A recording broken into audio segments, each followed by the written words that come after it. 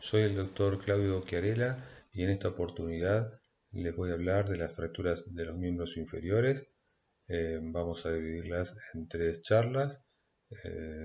Hablaremos de las fracturas de fémur y tibia, las fracturas de tobillo y las fracturas del pie.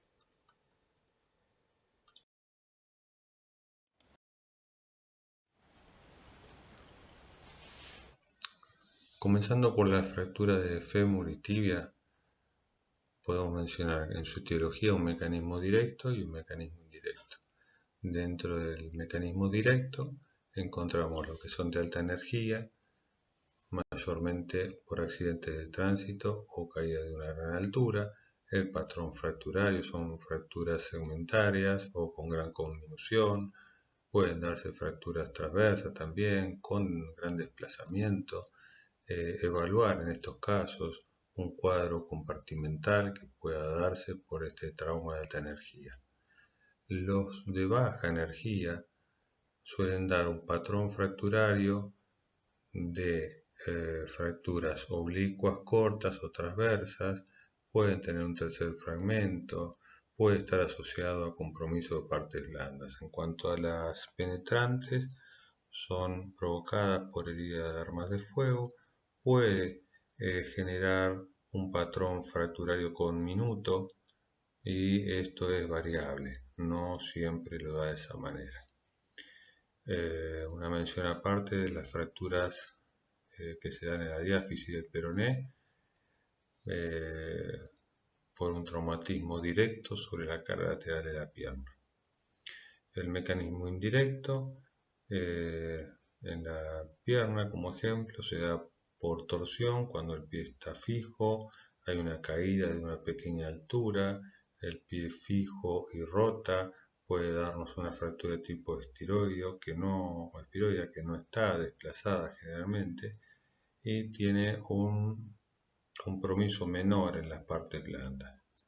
Otro cuadro que debemos mencionar en este mecanismo son las fracturas provocadas por estrés.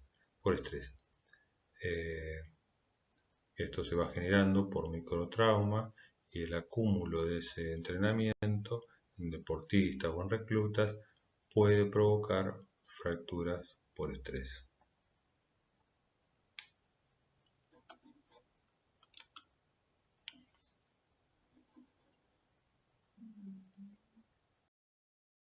La clínica de toda fractura en miembro inferior es el dolor, la impotencia funcional, la deformidad de grado variable, el aumento de volumen y acortamiento de la extremidad. Recordemos que puede alojar entre 1 litro y 1,5 litros por la gran hemorragia que presenta, sobre todo en fémur. Debemos hacer una evaluación neurovascular, prestar atención en aquellos pacientes que ingresan por heridas de arma de fuego o por fracturas expuestas. ¿Qué estudios complementarios tenemos para realizar el diagnóstico? La radiografía, la tomografía, resonancia magnética y centellograma. Estos 2 últimos quedan reservados no para lo agudo, pero sí cuando estamos buscando una lesión por microtraumas, fracturas por estrés, que nos pueden dar desde un pequeño edema óseo hasta la fractura misma por estrés. Así que esta está desencadenada por microtraumas repetitivos. Los hallazgos radiológicos a veces pueden retrasarse y es ahí donde uno puede hacer uso de la resonancia magnética y del centellograma óseo. En cuanto a la clasificación en general de las fracturas de los huesos largos, nos sirven para ver la gravedad de la lesión, hacer un buen diagnóstico, ir planificando qué tratamiento vamos a hacer y qué tipo de rehabilitación vamos a ir aplicando a ese tratamiento. Entonces, en este ejemplo, que es una clasificación de tipo descriptiva, vamos a ver si una fractura es expuesta o cerrada, en qué sector del hueso afecta la fractura, si es en tercio proximal, medio distal, si el tipo de fractura, si es espiroidea, oblicuo, transverso, si es conminuta, qué grado de deformidad angular o rotacional tiene.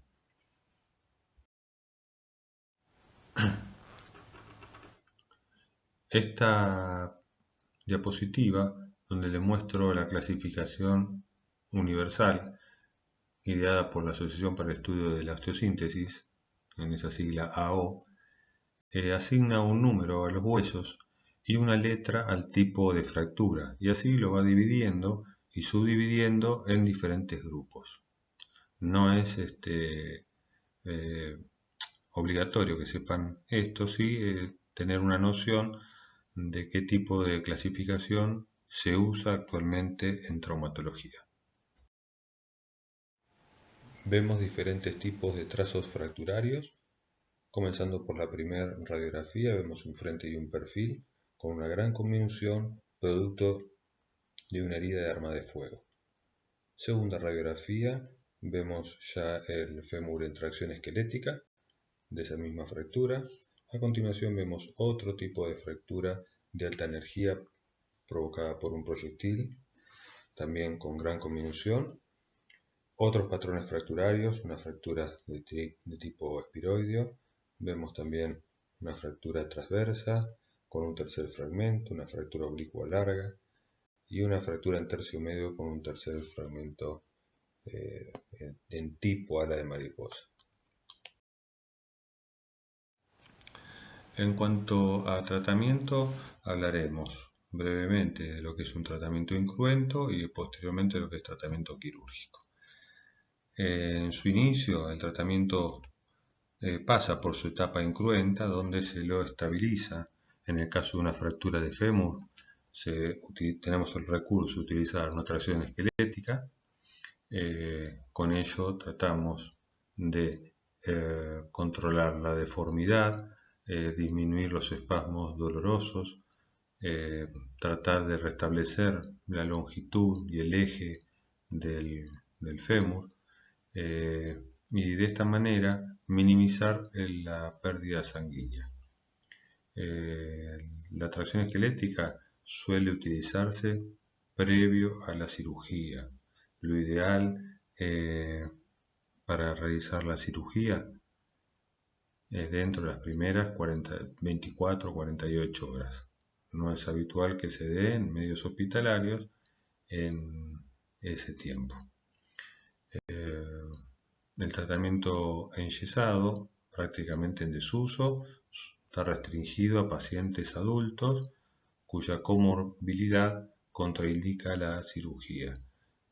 Suele ser visto en pacientes pediátricos, aunque ya cuando la fractura puede tener un grado de inestabilidad, ya se opta por el tratamiento quirúrgico.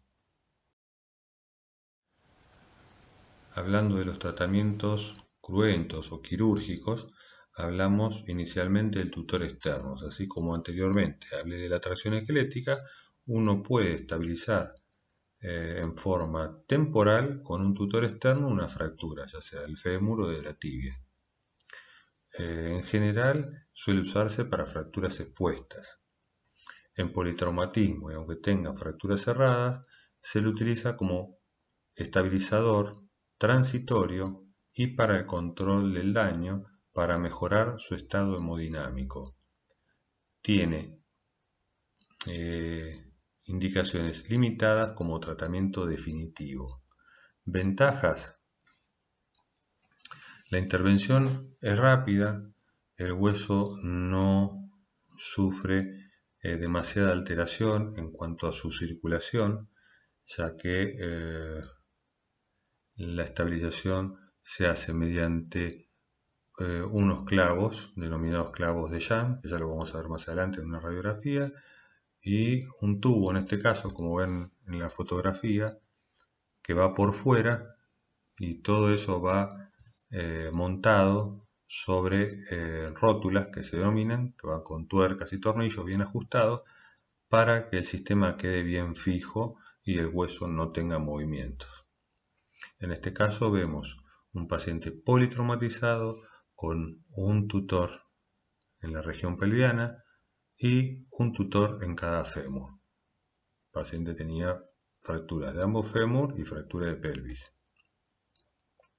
Desventajas del tutor externo en general están relacionadas con la infección en el trayecto de los clavos de Jams, los clavos que toman amarre en el hueso. Y la otra desventaja está relacionada con el uso de esta técnica como tratamiento definitivo de la fractura.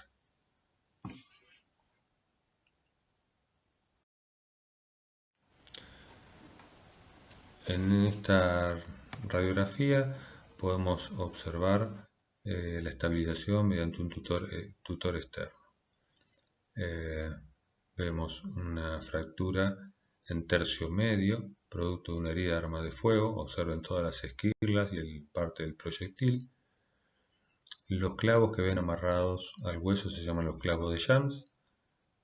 El tubo externo y las rótulas tubo a tubo, que es lo que agarra el clavo de Jams con el tubo externo.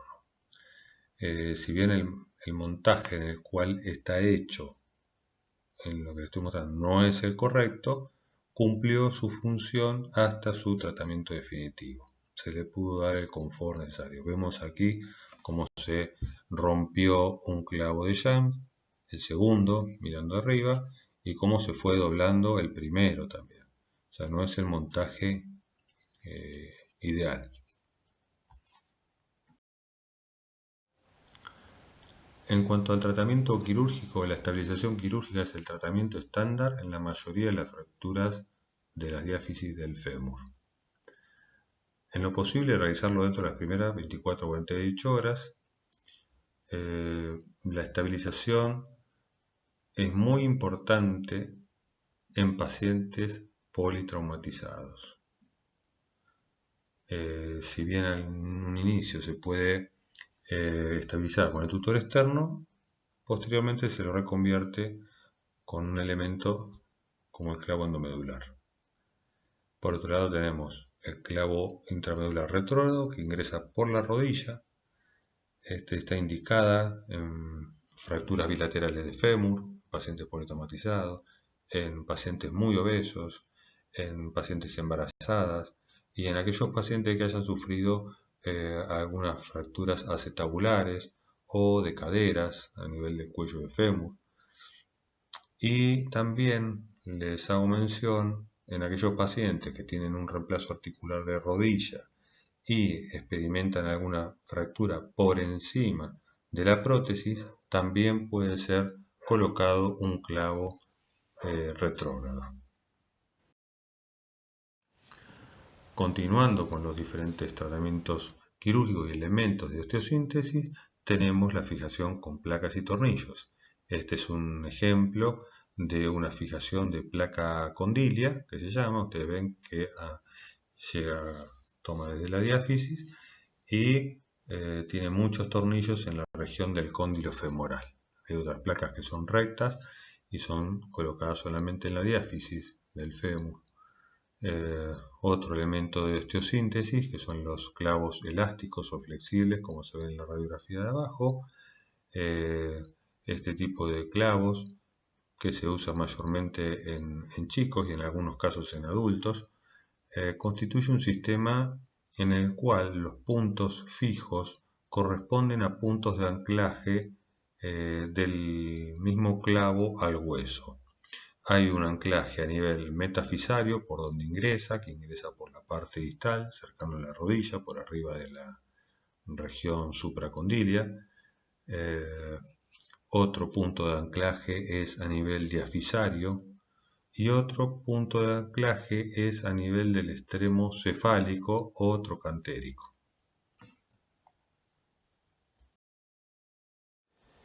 Vemos los diferentes elementos de osteosíntesis utilizados en traumatología. Los clavos endomedulares, que se dividen en fémur en dos tipos.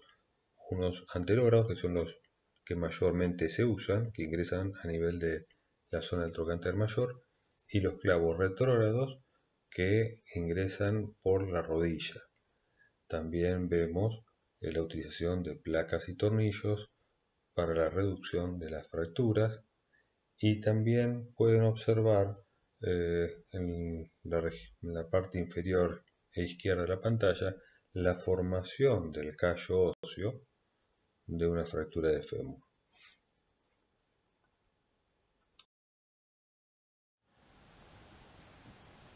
Continuando con algunos ejemplos de fractura de tibia y peroné, vemos en esta diapositiva un paciente que sufrió una fractura de tibia y peroné producto de un accidente de tránsito, un accidente en colisión moto-auto. Vemos el tratamiento inicial que se le realizó, la limpieza quirúrgica por el scalp que tuvo en su rodilla, y radiográficamente se constató una fractura bipolar de tibia, dos trazos, uno en tercio medio y un tercio distal. En peroné vemos 4 trazos fracturarios, poco frecuente de ver, y permaneció en tracción hasta su tratamiento quirúrgico. En este caso se esperó que las partes blandas y la zona del scalp mejoraran, que no tuviera infección, y se decidió, en este caso, resolverlo con un clavo endomedular acerrojado. En la foto de abajo vemos un televisor, eso es la imagen que nosotros vemos en quirófano cuando operamos este tipo de clavos. Eso corresponde a un intensificador de imágenes.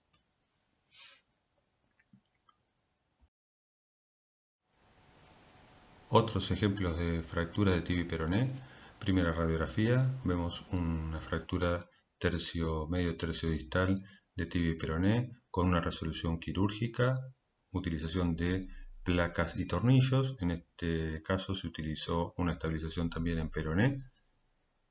Siguiente radiografía, vemos una fractura transversa a nivel del tercio proximal, tercio medio de tibia y peroné, con su correspondiente estabilización quirúrgica con un clavo endomedular acerrojado. En este caso no es necesario estabilizar el peroné. Por último tenemos una fractura de tercio medio, tercio distal, y una estabilización con clavos elásticos a nivel de la pierna. En ese caso fue utilizado en un paciente adolescente, preadolescente.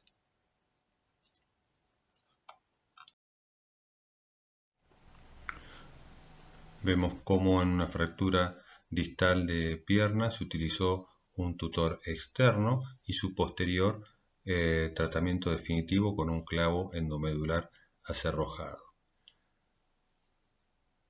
En otra imagen vemos una fractura de tipo espiroidea distal con la resolución de una placa y tornillos distal para tibia.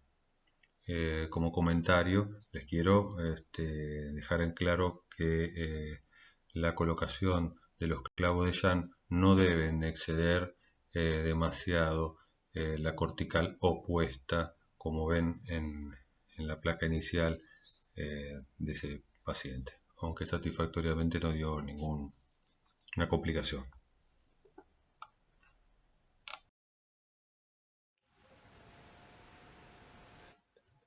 En estas imágenes vemos un par radiográfico de frente y perfil de la tibia. Observamos un tercio medio, una línea radiolúcida que pertenece a una lesión por estrés.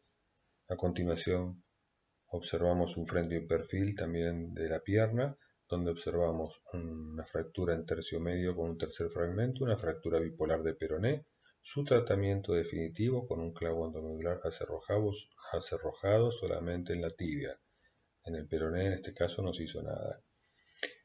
Más abajo es el tratamiento de una secuela de una fractura expuesta, la cual era una pseudoartrosis, y su tratamiento definitivo fue una artrodesis del tobillo y el tratamiento de la pseudoartrosis a nivel del tercio distal de la pierna. Bueno, hasta aquí damos por concluida esta primera charla. A continuación daremos la charla de fracturas de tobillo y fracturas del pie.